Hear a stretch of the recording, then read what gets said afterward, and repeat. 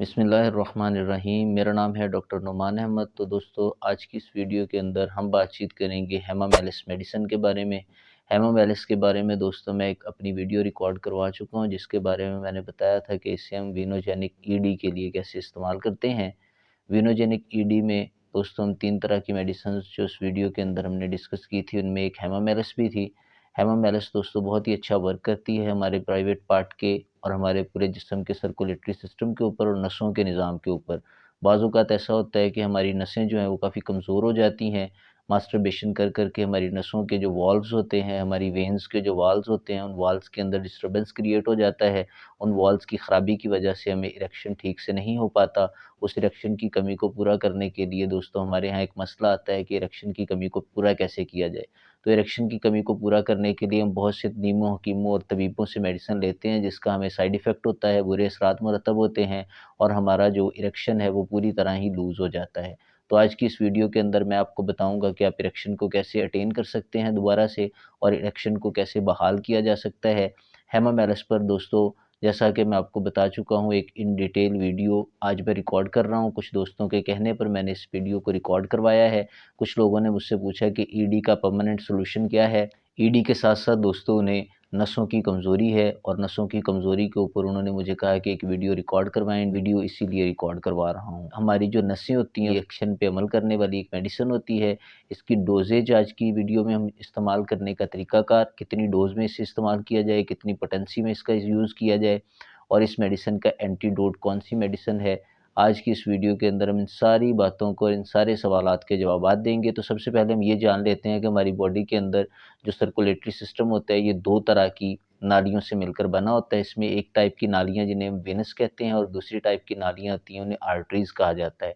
Arteries दोस्तों एक ऐसी नालियाँ होती हैं जो हमारी ब्लड को दिल से लेकर हमारी बॉडी के डिफरेंट पार्ट तक पहुँचाती हैं और वेन्स के रास्ते जो हमारी जिस्म में फूली-फूली नसें आपको नज़र आती हैं, वो वेन्स होती हैं और उनके रास्ते बॉडी से ब्लड जो होता है, ये दोबारा हार्ट की तरफ जाता है।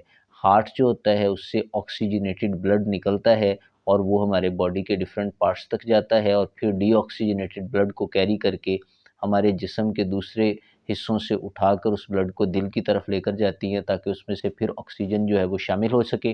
वो ब्लड दोस्तों फिर हमारी बॉडी में आर्टरीज़ के ज़रिए बह सके, इसलिए वेन्स उस ब्लड को लेकर हमारी बॉडी के डिफरेंट पार्ट तक, डिफरेंट पार्ट से उठाती है और उठा के हार्ट की तरफ लेकर के चली जाती है। तो दोस्तों ये मेडिसिन वेन्स के सिस्टम के अंदर जो वॉल्व्स होते हैं, उन वॉल्व्स के ऊपर बहुत बड़ा इफ़ेक्ट करती है। हमारे प्राइवेट पार्ट जो होता है उसके अंदर नसें होती हैं और उन नसों के अंदर प्रॉब्लम ये होता है कि मास्टरबेशन कर कर के वो नसों के वॉल्व्स या तो ख़राब हो जाते हैं या आर्टरीज़ जो होती हैं वो डैमेज हो जाती हैं। आर्टरीज़ के डैमेज होने से या उन वॉल्व्स के ख़राब होने से इरेक्शन के दौरान ब्लड वहाँ पर लॉक नहीं हो पाता। जब ब्लड लॉक नहीं होता हो तो हमें कई तरह के मसाइल का सामना करना पड़ता है, जिनमें एक ईडी है, प्रीमेच्योर इजैकुलेशन है, ज़ौजा के पास जाके शर्मिंदगी का एहसास होता है हमें, और दीगर मसाइल हैं दोस्तों जिनके अंदर हमें नफ्सियाती तौर पर हम मरीज़ बन के रह जाते हैं। तो आज की जो सारी कहानी है वो इसी बात पर डिपेंडेंट है कि हम इन सारे मामलात से कैसे बचें, कैसे इस मेडिसिन को इस्तेमाल करें। तो दोस्तों इस मेडिसिन का ओरिजिन जानते हैं। अमेरिका और कनाडा के जंगलों के अंदर ये मेडिसिन जो है, इसका पौधा पाया जाता है। उसके पौधे की पत्तियों से और छाल से, जो पत्ते होते हैं उसके और छाल से इस मेडिसिन को प्रिपेयर करवाया जाता है। ये मेडिसिन दोस्तों होम्योपैथी की बहुत ही बेहतरीन मेडिसिन जानी जाती है, क्योंकि इसके अंदर दोस्तों नसों को खोलने वाली और उनके अंदर नाइट्रिक ऑक्साइड को बढ़ाने की पूरी ताकत मौजूद होती है, जो वेन्स के अंदर नई जान पैदा कर देती है। वेन्स के वॉल्व्स को जो डैमेज हुए होते हैं उन्हें रिपेयर करती है, आर्टरीज़ को रिपेयर कर देती है और जो ब्लीडिंग होती है, एक्सेस कहीं पर अगर हो रही है तो उस एक्सेस ब्लीडिंग को और लीकेज ऑफ द ब्लड को इसने मेंटेन करना होता है और सेटिस्फाई करना होता है। तो कौन सी बीमारियों में इस मेडिसिन को लिया जाता है, हम आज की इस वीडियो के अंदर पहले उन बीमारियों के बारे में जानते हैं। तो सबसे पहली जो बीमारी होती है दोस्तों वो वेरिकोसील होती है। वेरिकोसील और वेरिकोज वेन 2 तरह की डिजीज़ेज़ होती हैं। वेरिकोज वेन वो बीमारियां होती हैं जो हमारी बॉडी के किसी पार्ट में भी नसों के फूलने की वजह से हो सकती हैं, क्योंकि वॉल्व्स वहाँ पर जो है वो डैमेज होने की वजह से ब्लड वहाँ पे अटक जाता है, ब्लड वहाँ पे फंस जाता है और वापस नहीं जा पाता।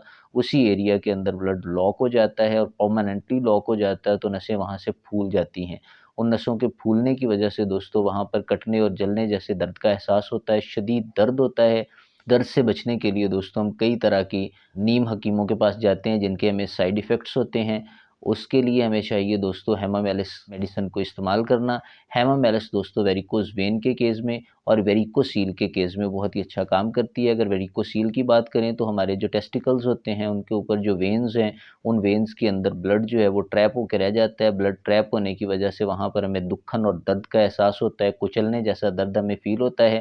اس درد سے بچنے کے لیے ہمیں دوستو ہیما میلس کا استعمال کرنا چاہیے۔ اس کیس میں آپ کو ہیما میلس 30 CH پوٹینسی میں دن میں 3 دفعہ استعمال کرنی ہے، صبح دوپہر شام 4 قطرے 1 چمچ پانی کے اندر ڈال کے آپ دوستو اگر 1 ماہ تک استعمال کریں گے تو پوری طرح آپ کا جو ویریکوز وین اور ویریکوسیل کا مسئلہ ہے وہ مکمل طور پر ٹھیک ہو جائے گا۔ دوسرے نمبر پہ دوستو جو ڈیزیز ہے اس کے لیے ہم اسے استعمال کرتے ہیں، اس کا نام ہے ED، وینوجینک ED۔ وینوجینک ریکٹائل ڈسفنکشن میں بھی اس میڈیسن کو استعمال کیا جاتا ہے۔ جیسا کہ آپ کو پہلے بتا چکا ہوں کہ ریکٹائل ڈسفنکشن کے اندر وینوجینک کے اندر یہ ہوتا ہے کہ والوز ڈیمیج ہو جاتے ہیں، یہ اس والوز کے ایکشن کو بہتر کرتی ہے، والوز کے اندر نئی جان پیدا کرتی ہے، والو کو ریپیئر کرتی ہے۔ جب والو ریپیئر ہو جاتے ہیں تو ہمیں کسی قسم کا بھی مسئلے کا سامنا نہیں کرنا پڑتا۔ جب ایک دفعہ اریکشن پرائیویٹ پارٹ کے اندر آ جاتی ہے تو پرماننٹلی بلڈ لاک ہونے کی وجہ سے وہ اچھی اریکشن رہتی ہے اور ہم اپنے پارٹنر کو سیٹسفائی کر دیتے ہیں۔ پارٹنر کو سیٹسفائی کرنے کے لیے اور وینوجینک ED کے پرابلم کو حل کرنے کے لیے دوستو اس میڈیسن کو 200 CH پوٹینسی میں لیا جاتا ہے۔ 2 قطرے صبح 2 قطرے شام اپنی زبان پر ٹپکائے جاتے ہیں۔ اگر آپ کو زبان پر ٹپکانے سے اریٹیشن ہوتی ہے تو آپ 4 بوندیں 1 چمچ پانی کے اندر ڈال کے استعمال کریں اور 1 مہینے کے استعمال سے آپ کو خاطر خواہ فائدہ محسوس ہوگا، آپ کا مسئلہ پوری طرح سے انشاءاللہ تعالیٰ ٹھیک ہو جائے گا۔ تیسرے نمبر پہ دوستو اگر دیکھا جائے تو عورتوں کے جو مینسز پرابلمز ہوتے ہیں ان مینسز پرابلم کے اندر بھی اس میڈیسن کو استعمال کیا جاتا ہے۔ عورتوں کے مینسز پرابلم میں بلڈ کالے رنگ کا شو ہوتا ہے، کالے رنگ کے سپاٹس جو ہیں وہ ان کے پیڈز کے اوپر شو ہونا لگ جاتے ہیں، اس کی بلیڈنگ اور ایکسیس آف دا مینسز کے لیے ہم اس میڈیسن کو استعمال کرتے ہیں۔ اور اس میڈیسن میں درد بہت شدت کا ہوتا ہے، جب ان کا سائیکل سٹارٹ ہوتا ہے، اس کے سائیکل سٹارٹ ہوتے ہی انہیں پین آنا شروع ہو جاتا ہے اور ساتھ میں ان کے مینسز سٹارٹ ہو جاتے ہیں، تو اس کے لیے دوستو اس میڈیسن کو استعمال کیا جاتا ہے۔ اس کے لیے دوستو 30 CH پوٹینسی میں 4 قطرے 1 چمچ پانی میں استعمال کرتے ہیں۔ 1 مہینے کے استعمال سے پوری طرح مسئلہ حل ہو جاتا ہے۔ چوتھے نمبر پہ دوستو اگر بواسیر ہو جاتی ہے تو اس کی بھی ایک بہت بڑھیا میڈیسن ہے۔ بواسیر دوستو 4 کیٹیگریز میں ڈیوائیڈ کی گئی ہے، پہلی سٹیج، دوسری سٹیج اور اسی طرح تیسری اور چوتھی سٹیج ہے۔ اگر پہلی اور دوسری سٹیج آپ کو ہے تو آپ پہلی اور دوسری سٹیج میں اس میڈیسن کو استعمال کریں ہیما میلس کو، لیکن اگر آپ کو تیسری اور چوتھی سٹیج ہے تو اس کے لیے بہتر یہی ہے کہ آپ ہیما میلس کے ساتھ اور میڈیسن بھی استعمال کریں، ان سے آپ کو کچھ عرصے کے لیے فائدہ ہو جائے گا۔ اس کا اگر پرماننٹ سولوشن چاہتے ہیں تو اس کے لیے آپ سرجری کی راستہ بھی چن سکتے ہیں، اس سے بھی یہ مسئلہ ٹھیک ہو جاتا ہے۔ اور بعض اوقات آہستہ آہستہ قبضیت کی پرابلم کو دور کرنے سے یہ مسئلہ بواسیر کا حل ہو جاتا ہے۔ بواسیر دوستو ہوتا ہے کیا، جو اصل میں وینز ہوتی ہیں ان کے اندر بلڈ لاک ہونے کی وجہ سے، بلڈ لیکیج ہونے کی وجہ سے وہاں پر بلڈ اٹک کے رہ جاتا ہے اور ہماری باڈی سے باہر کی طرف نکل آتی ہیں، اسے خونی بواسیر کا نام دیا جاتا ہے۔ پھر اس میں سے مسے سے بن جاتے ہیں، وہ مسے دوستو اصل میں وہ وینز کے ہی ہوتے ہیں جو باہر کی طرف نکل آتے ہیں اور ان سے خون جو ہے وہ رسنا سٹارٹ ہو جاتا ہے۔ جب دیکھیں کہ باڈی سے پہلے درجے اور دوسرے درجے کی بواسیر ہے تو آپ ہیما میلس میڈیسن کا استعمال کریں۔ ہیما میلس گریڈ 1 اور گریڈ 2 میں بہت اچھا ورک کرتی ہے۔ ہیما میلس 200 CH پوٹینسی کے آپ نے 2 قطرے صبح 2 قطرے شام اپنی زبان پہ ٹپکانے ہیں، ادروائز آپ 1 چمچ پانی میں بھی اس میڈیسن کو استعمال کر سکتے ہیں۔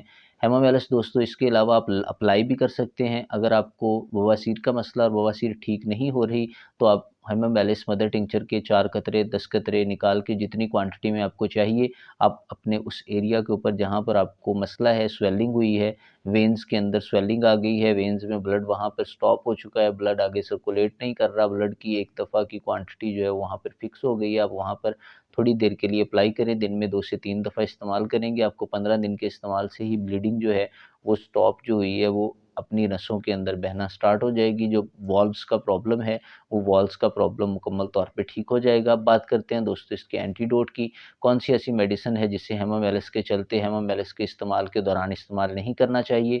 اس میڈیسن کا نام دوستو آرنیکا مونٹانا ہے۔ آرنیکا مونٹا یا آرنیکا مونٹانا ایک ایسی میڈیسن ہے دوستو جو ہیما میلس کے اثر کو ظاہر کر دیتی ہے۔ دوائی کو استعمال کرنے سے پہلے اس کے سارے سمٹمز کو آپ نے اپنی باڈی کے اندر کورولیٹ کر لینا ہے، اپنی مرضی سے کسی بھی قسم کی کوئی بھی میڈیسن لینے سے اجتناب کریں، کیونکہ بعض دوستوں کا کمنٹ آتا ہے کہ ہم اپنی مرضی سے یہ میڈیسن لے رہے ہیں۔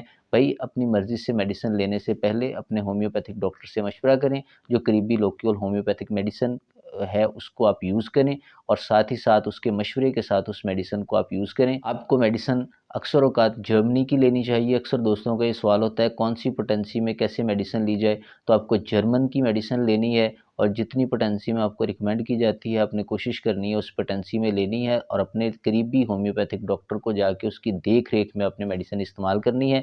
میں آپ کو میڈیسن بتا دیتا ہوں لیکن شفا اللہ کے ہاتھ میں۔ اللہ قرآن مجید میں ارشاد فرماتا ہے وَإِذَا مَرِضْتُ فَهُوَ يَشْفِينِ، جب میں بیمار ہوتا ہوں تو وہی مجھے شفا دیتا ہے۔ تو ہم امید کر سکتے ہیں کہ اگر آپ سمٹمز کے مطابق میڈیسن لیں گے تو آپ کو ضرور سے ضرور فائدہ پہنچائے گی۔ آپ اپنے سمٹمز کو دیکھتے ہوئے میڈیسن لیں، انشاءاللہ تعالیٰ آپ کو بہت زیادہ فائدہ ہوگا۔ تو ملتے ہیں ہم نیکسٹ ویڈیو میں، اب تک کے لیے اللہ حافظ۔